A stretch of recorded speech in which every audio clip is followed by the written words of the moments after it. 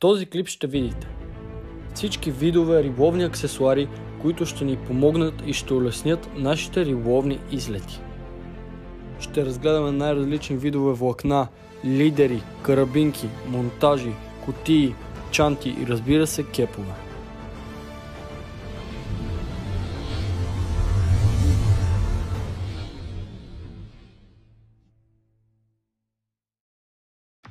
Преди да започнем с клипа, ще ви разкажа малко повече за моята страница във Facebook Kurte Fishing. Там качвам най-различни снимки от риболовните ми излети и новостите в бранша, като се старая да публикувам ежедневно. Също така ще съм ви много благодарен, ако я харесате и ме подкрепите в това, което правя. А сега ви пожелавам приятно гледане.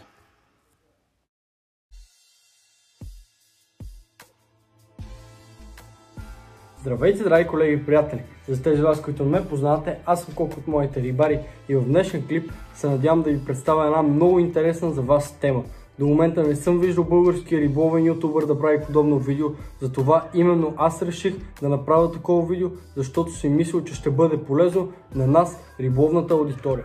Днес няма да разглеждаме въйци, макари или примамки, а ще наблегнем на нещо второстепенно в риболова, но също толкова важно колкото и другите компоненти, а именно риболовните аксесуари. Днес съм ви приготвил 1 тон неща за показване. Разбира се, ще започваме с кепове, ще минем през кутии, без които разбира се не можем, защото няма къде си прибираме примамките. Ще отидем разбира се и към чанти, които да носят нашите посуди по време на риболов. Също така ще минем и през карабини, вирбели, оплетки, монофили, фурокарбони и още какво ли не. Затова останете до края на видеото, за да може да разберете всяко едно нещо за какво ни е и разбира се ще опитам да ви обясня по най-полезния начин за вас, за да може да разберете всеки един аксесуар до какви ползи води. Ако сте нови в канала, моля ви да се абонирате, като ударите и камбанката, за да може да получавате известия, когато публикувам нови видеа.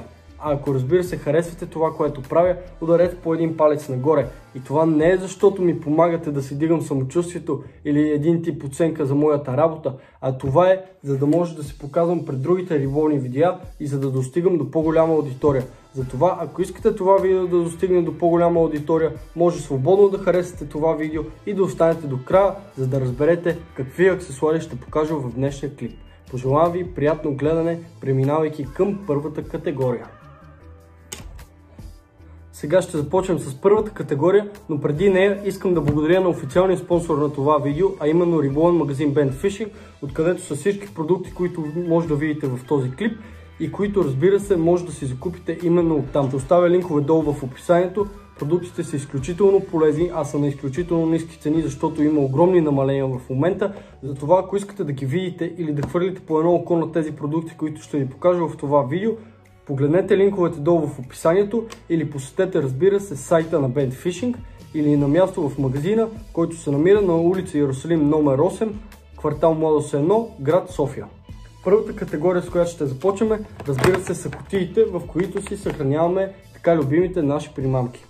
Както виждате, съм ви донесъл 3 вида кутии и сега ще ви разясня всяка една в каква ситуация ми върши работа. Преди да започна обаче искам да кажа, че кутиите и някои чанти, които ще видите след малко, са на Мейхо, оригинална японска марка, като разбира се продуктите са брандирани от Сакура. Мейхо е първокачествена марка, използваща най-високите материали, като разбира се Сакура използват именно техните продукти. И сега ще ви представя някои кутии, които двете марки са успяли да съчетаят. Първата кутия е най-малката на Сакура, както виждате тя е с 5 отделения и ми върши работа предимно за силикони. Тази кутия може да събере много неща, като във всяка една килийка може да се приберат разбира се джиглави, чебурашки, отделни куки или съответно силикони. Кутията също така е много удобна за кефалски риболов, защото е горе-долу с размерите на един джоб и може да се прибере в джоба самата кутия, като вътре спокойно могат да се поберат няколко кранка, няколко въртележки, клатушки и съответно силикони. Кутията на изключително добра цена, която в момента няма да коментирам, но ако разбира се ви е интересно да погледнете цената на кутията, отидете долу на линковете в описанието и ще видите нейната цена. Продължаваме към втората кутия, която пак е на Сакура, производство Мейхо. Кутията е, както виждате, тъмно синя, но този път тя е двулицева. Самата кутия разполага с доста отделения. Кутията разполага общо с 12 отделения и е произведена от най-високо качествена пластмаса. Самата кутия върши работа перфектно при пастъров риболов, като в нея може да се колектират блесни, воблери и разбира се някои силикони. Кутията е предимно за воблери, защото самите отделения са доста плитки и не са особено широки. В нея също така може да се прибират и въртележки, но лично моето мнение е, че е предвидена за воблери. Кутията е изключително лесно отваряне и затваряне, просто клик и примамките вече са на едно по-сигурно място.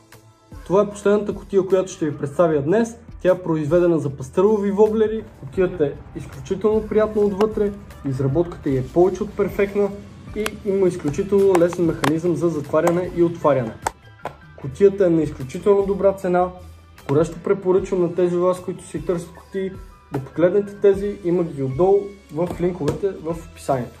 Показах ви трите кутии, които бях приготвил, а сега искам да ви обясня критериите, които трябва горе-долу да гледате преди да си закупите определена кутия. Първото нещо, което трябва да погледнете, да има сравнително лесен механизъм за затваряне и отваряне, като разбира се, може да му имате доверие. Трябва да бъде надежден, за да не може да се изръсите някъде при мамките без да разберете. Второто нещо също така е качеството на самата кутия. Ако търсите някой от по-ниска клас, разбира се, тя няма да ви свърши работа за много дълго време. И третият компонент, който гледаме в една кутия е какъв риболов искаме да практикуваме и разбира се, примамките дали ще могат да се поберат в определената кутия. Тези, които ви показах тук, са предимно за ултралайтов риболов, също така могат да се побират и по-лайтови примамки, като кутии за щука и морски риболов също ще има долу в описанието. Ако искате да разгледате, сте свободни да погледнете. Сега продължаваме с втората категория, а именно по-малките такива, като плетки, куки, карабинки, асист куки, разбира се най-различни държачи, пинсети, кохери, утежнения от най-различни видове и това е. Поводи, още видове кутии, като цяло има много неща, които трябва да разгледаме. Днес съм приготвил ултралайтови карабини, като ще ви покажа тези на Смит. Те са изключително високо качество, няма нужда от коментар за продуктите на Смит. Официален вносител за България Bent Fishing, като там може да намерите и тяхните висококачествени карабини. В случая ви показвам първокласните карабинки на Смит. Те разбира се са с 3 размера, като първия размер е 3 нули, втория е 2 нули и най-големия размер е 1 нула. Карабинките са изключително здрави и са ми вършили работа в най-различни ситуации, като самата карабина е изключително финна изработка и не пречи на самата примамка при нейното движение и естествената ѝ игра, разбира се. Карабинките са по 10 броя в пакетче, като тяхната цена е отрицателна. Затова, ако искате да видите каква е тя, отидете долу в линковете или проверете, разбира се, на сайта. Следващото нещо, което ще ви покажа, са куките. Сега ще ви покажа два вида куки, които в ултралайтовия риболов са неизбежни и няма как да не притежавате. Първоначално показвам куките на канел, които са тип офсетни. Куките са по 10 броя в пакетче. Техният размер е номер 4. Една изключително прецизна и тънка кука, която е изключително остра и може да се използва по най-различни предназначения. Може да се монтират микрошадове, могат на нея да се монтират силикони от типа червей, като утежнения може да се използват волфрамови глави, чебурашки. Тази кука е неизбежна където и да отида и без такава кука за риба не тръгва. Е на много ниска цена. Следващото нещо, което ще ви покажа, са асист куките. Те могат да се сложат примерно на клатушка или въртележка с тройна кука, да се замени с единична или съответно на воблери с тройни куки. Ако искате да сложите единични, това е решението.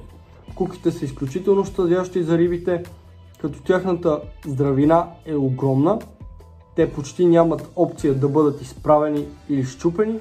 Куките са 6 броя в пакетче, т.е. на 3 ваши воблера с 6 тройни куки може да замените с едно пакетче. Куките са изключително полезни за воблерите и блесните, защото на много състезания искат само единични куки или пък, например, ако искате да сте по-съдящи към рибите, искате да си смените единични куки, асист куките са перфектно решение на много проблеми. Още веднъж показвам марката Смит, изключително полезен аксесуар. Следващото нещо, което няма как да не ви покажа, И разбира се, пинцетата, тя отново е на Смит. Отгоре тя има остро връхче, чрез което може да отворите със спокойствие хълките на воблерите и блесните, съответно на техните куки, като искате да ги замените. И примерно това е един перфектен комплект с асист куките. Ако искате да си замените на някой от вашите примамки с тройни куки, единични асист куки, купувате си пинцетата и единичните куки и сте готови. Изключително полезен аксесуар.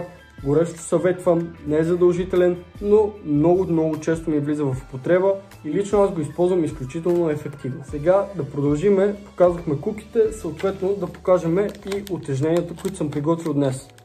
Утежненията, които показвам днес са на марката Intech и разбира се GMC, като това са волфрамови утежнения, използват се предимно за малки силици. Ще започнем с най-малките такива, които са на марката GMC.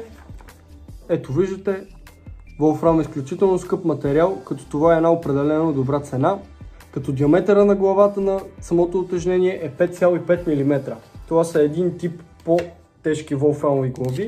Аз използвам предимно около 4-4,5 мм на главите. Сега ще ви покажа отново едни на GMC, които този път са 6 мм диаметър на самото утежнение. Утежнението тук наподобява конус. Тези утежнения се използват предимно с офсетни куки или куки, които са предвидени за мухарския риболов, именно такива за стримери, за нимфи, различни размери, като тези утежнения пасват перфектно. Сега ще ви покажа и третия вид волфрамово утежнение, което съм приготвил днес, а това е волфрамовото утежнение с ушенца. Подвижното ушенце наподобява чебурашка. Това е на марката Intech.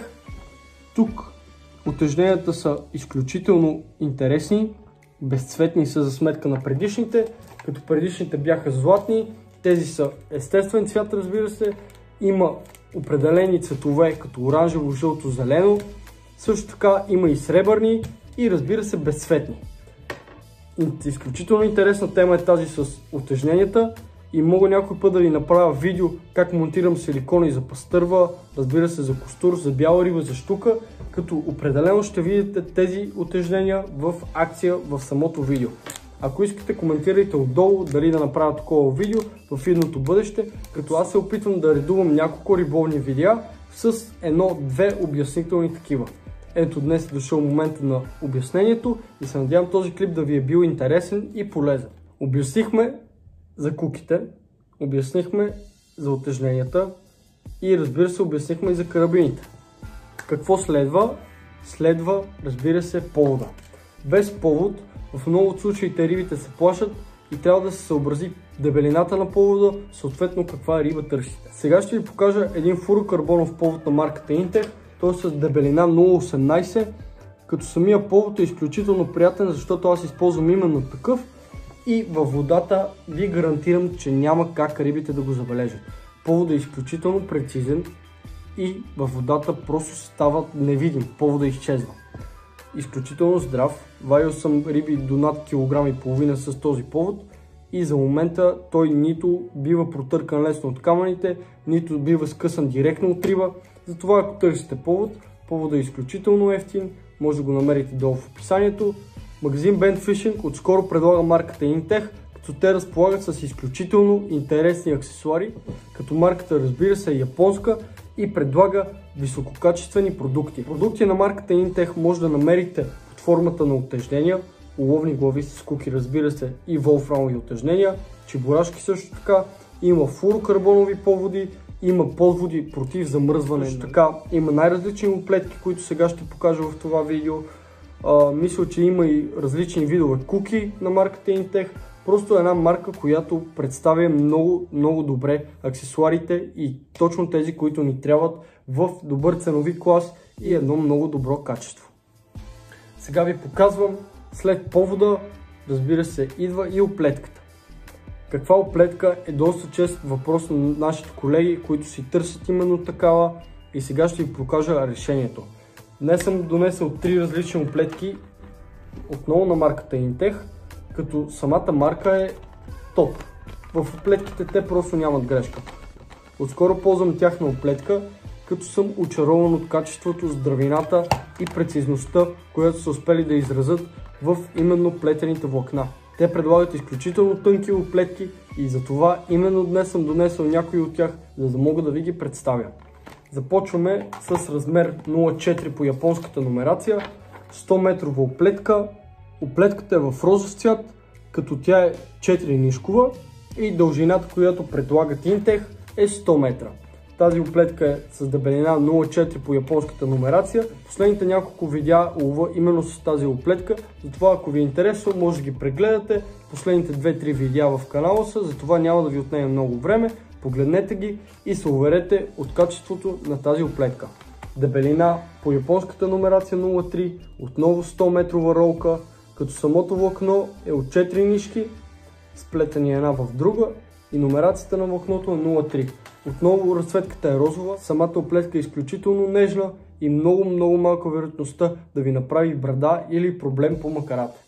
Сега ви представям и най-тънката оплетка, която може да видите, а именно размер 0,2 по японската номерация. Ако искате въпроси да ми зададете, може да ме питате на лични съобщения, да ми пишете долу коментари в YouTube, например каква оплетка искате, в каква ситуация ще използвате. Аз ще се опитам да отговоря на всички ваши въпроси, като до момента мисля, че не съм пропускал такива. Ще съм ви много благодаря на купазарувате от риболовен магазин Bent Fishing, защото пряко подпомагате нашия семейен бизнес и разбира се развитието на канала. Сега продължаваме напред към нещо, което е много полезно, не е задължително, но в много от ситуациите ми помага да не става бъркотия в моите кутии. Показвам ви отново кутия на Мейхо, брандирана от Сакура, като самата кутия е с 6 отделения, тя е двулицева, 3 от едната, 3 от другата страна, като размера на кутията е изключително малък, виждате размера е колкото една длан, цената е абсолютно смешна, като вътре в нея плюсовете са огромни. Може да се приберат в едното отделение един размер карабини, в другото отделение втори размер карабини, чебурашки, офсетни куки, нормални куки и джиглави. Просто наистина може да се направят едни комбинации, които запълват кутиите ви и то на празно.